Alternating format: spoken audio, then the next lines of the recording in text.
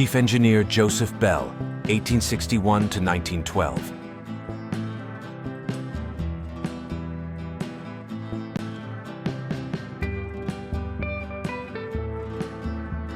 Joseph Bell was born on March 12, 1861 in Farlam, England. In 1876, Bell began his apprenticeship as an engine fitter with the Robert Stephenson and Company. In 1885, the 24-year-old Bell was employed by the British shipping company White Star Line. While working for the company, Bell served as an engineer on board several White Star ships. Some of the ships Bell served on board included RMS Adriatic, RMS Baltic, RMS Cedric, RMS Celtic, RMS Laurentic, RMS Oceanic. In 1891, Bell served for the first time as a ship's chief engineer on board the British steamship SS Coptic.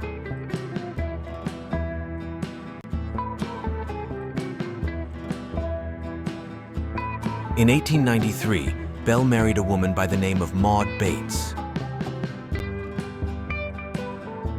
Together, they had 4 children, their eldest one being Frank Bell, born in 1895.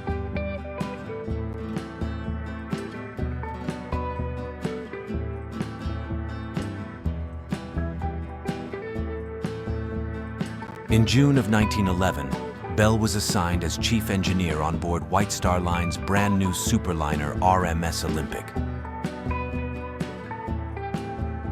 Bell would serve as chief engineer on board Olympic for the next several months.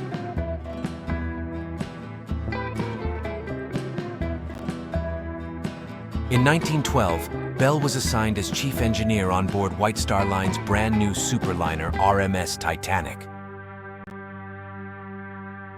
Bell's team on board Titanic consisted of 24 engineers, 6 electricians, 2 boilermakers, 1 plumber, and 1 clerk.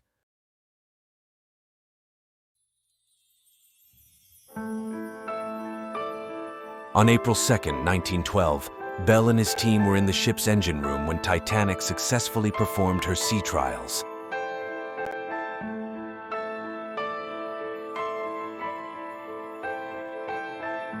During the sea trials, Frank Bell was also on board doing his apprenticeship with Harland and Wolff. On April 10, 1912, shortly before Titanic departed Southampton, Frank Bell bid farewell to his father, disembarked from the ship, and returned home to Belfast.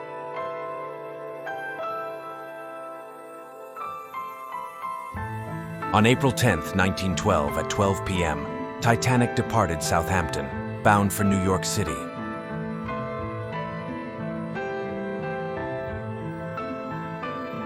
On April 11, 1912, when Titanic arrived at her final port of call of Queenstown, Ireland, Bell sent a letter to Frank, hoping that he had gotten home to Belfast safely and informing him that Titanic was nearly involved in a collision with 2 other ships as they were leaving Southampton. Bell finished the letter by asking his son to keep being a good lad.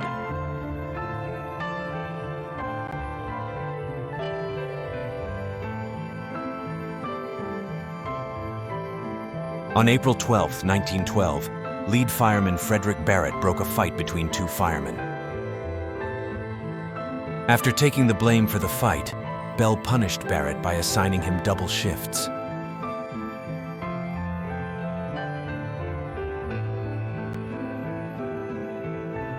On April 14, 1912, at 11:39 p.m., Bell, who was on duty in the engine room, received an order from the bridge to stop the engines. As Bell and his team were carrying out the order, the men in the engine room most likely felt the ship vibrating. Although initially he wasn't aware of what had happened, Bell would later be told that Titanic had struck an iceberg. Bell and his team immediately sprung into action by activating Titanic's water pumps.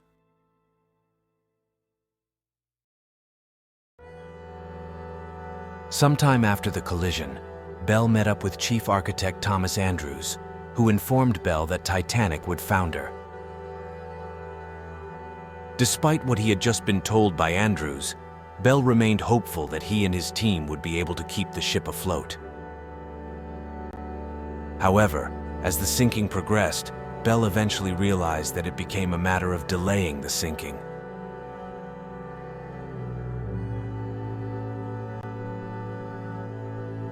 Throughout the sinking, Bell and his team did everything in their power to keep Titanic's electricity on for as long as possible. It was thanks to Bell and his team's actions that allowed Titanic's wireless operators Jack Phillips and Harold Bride to send out their distress messages, which ultimately saved hundreds of lives.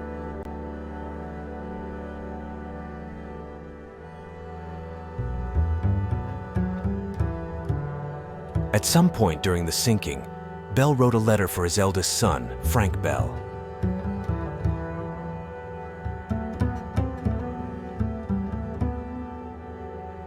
Bell then met up with lead fireman Barrett, gave him the letter, and ordered him to save himself in a lifeboat while he stayed behind.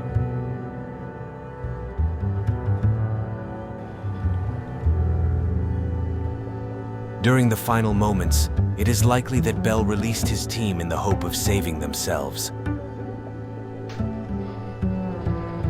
However, it is believed that a majority of the team decided to stay at their posts to keep the power running.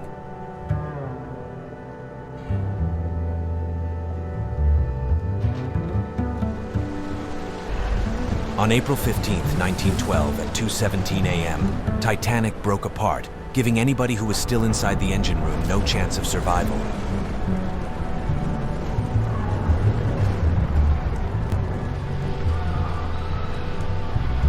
Three minutes later, at 2:20 a.m., Titanic disappeared beneath the waves. Bell, along with his team of 34 men, were among the 1,500 people who lost their lives during the sinking.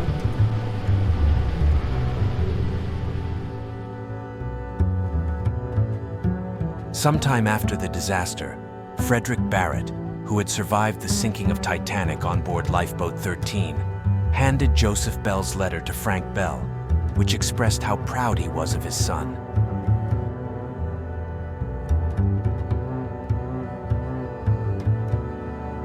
Joseph Bell's body was never recovered.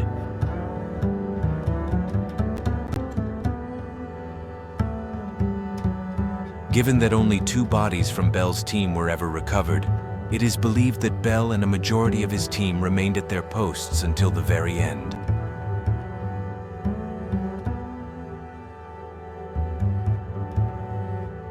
Bell died as a hero, keeping Titanic's power on until the very last moment in the hope of saving others.